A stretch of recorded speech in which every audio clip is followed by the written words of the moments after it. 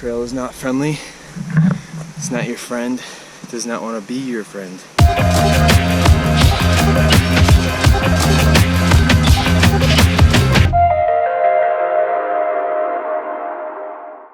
Your feet swell. Every day you're in pain. You think, why am I doing this? And you look forward to the nights when you can relax. That's your reward, is the night when you can relax. And you wake up and you do it all over again. And that's the story of this trail. It's pain. You are in pain. This trail is not friendly. It's not your friend. It does not want to be your friend. When you do so many miles, it pounds you. Think every single day, I want to give up. Your feet are swollen. You're cut up, your muscles are aching. The best part of the day is when you can lie down and then you get up the next morning and you feel a little bit better. You try to get the blood flowing on your legs. You still feel sore, still feel swollen, but you get up and do it anyway. And you walk and you're wet and your feet are constantly soaked every single day. They don't dry, hands get soaked, your whole body gets soaked. You look forward to when that clock ticks away and your miles are done, you can finally say, yes, okay, I can rest. When you feel better, when the pain has diminished some, you want it again because it's so rewarding to go through the pain and then have the reward of feeling better. And then you return and do it all over again. This is insane. I don't really know how this happened at all. Trail.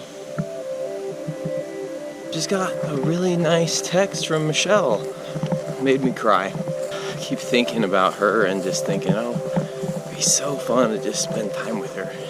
The trail conditions had been rough up to this point. From Moose Creek Ranger Station, I decided to take an alternate that would lead me to Fish Lake. The trail was overgrown, but totally manageable. Everything is so wet out here.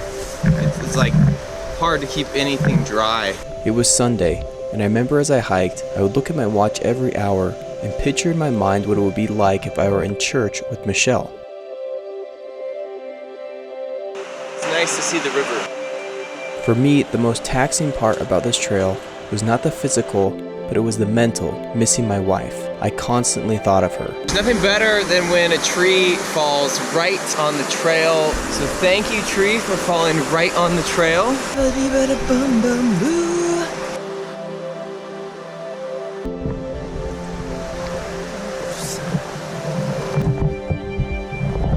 Christmas trees. I have to cross here. It doesn't look too bad, but it's cold and pretty wide.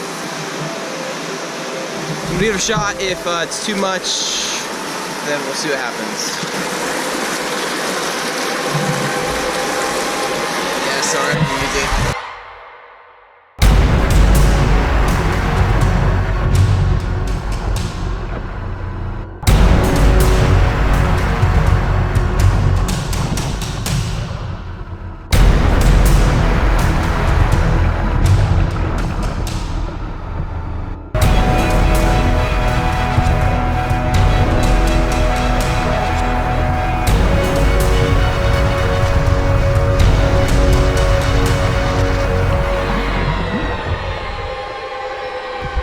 Crossings are not fun, especially when it's cold, like waist deep.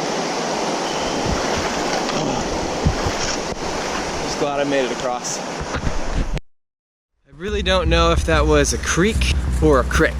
The true rainforest in here. I've actually traveled 500 miles officially according to my GPS. Tonight I'll have a good rest. Every time I do a monologue, I fall. The airfield should be around here any minute. I'm not seeing it. I hope there's some people. Because where there's an airfield, sometimes there's people and they bring coolers of food. Well, I found the airstrip. I have such a new appreciation for airfields, especially in the wilderness. It's almost like you're getting to a town. I was reading in a book that these were created to fight fires. They found that this was the most efficient way to do it.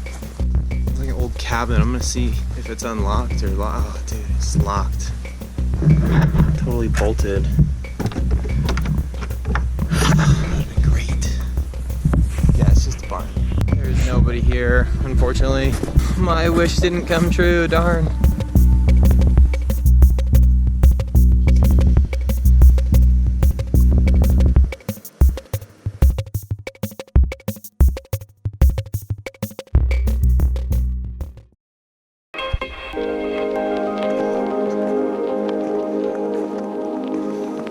actually glad I just turned all snow.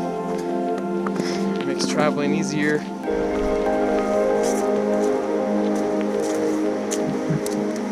Just heading to Wilderness Gateway, and there's been trail maintenance crews, and they're like, the trail looks amazing and it's super easy to walk on. This nice trail.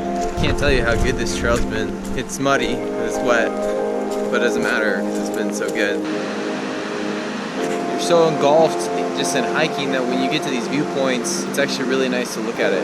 I mean, especially when you have a trail. When you have a trail here, it's nice. When you have a view, it's nice. I guess when things are pleasant, it's nice. I just got my first glimpse of the road. It's been rough, and I'm so glad to see the road. It feels awesome. Ugh! Oh, I'm so happy. I made it to Wilderness Gateway Campground, and this is where I have to hitchhike to Kooskia, Idaho. This road looks very lonely. I hope I can hitch here. It felt so good to get here. It was like an accomplishment, and then now just being on this skinny road, Highway 12, I look and smell like a piece of poo. Who was gonna pick me up and drive me 40 miles to the nearest town? I was able to hitch a ride back to this town called Kooskia, and there's this little motel.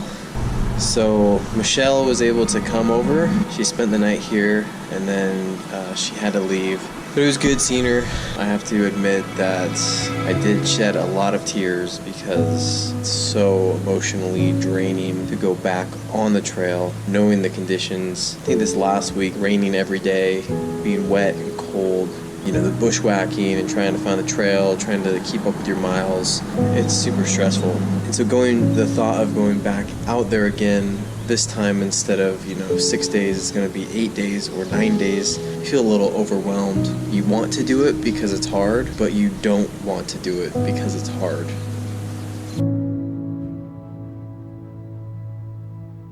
The thought of going home with Michelle is nice, but the thought of going home without having given 100% to this is not what I want to go home to. So I'm going back out tomorrow.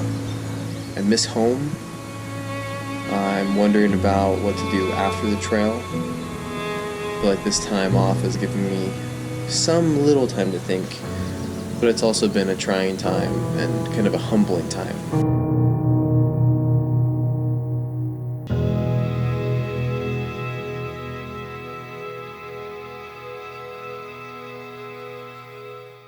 On the next episode of the Idaho Centennial Trail.